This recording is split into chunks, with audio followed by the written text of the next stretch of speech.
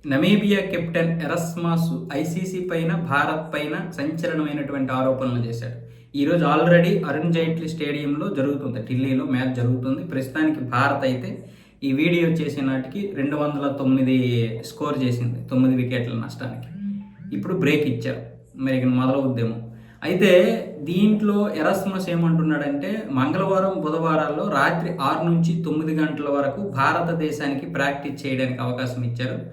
మాకేమొచ్చేసి మధ్యాహ్నం 2 నుంచి సాయంత్రం 6 వరకు మాత్రమే అవకాశం ఇచ్చారు. సాయంత్రం 6 కూడా కాదు, 5 గంటల వరకే అవకాశం ఇచ్చారు.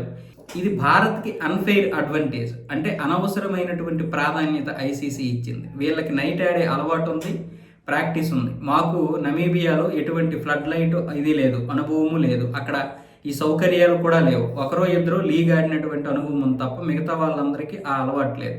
అందుకని మాకు ఒక సెషన్ అయినా నైట్ పూట ఇవ్వమని అడిగితే ఒక్కరు కూడా స్పందించలేదు దీని విషయంలో. 2 సెషన్లు కూడా మాకు మధ్యాహ్నం 2 నుంచి సాయంత్రం 5 గంటల వరకే ఇచ్చారు.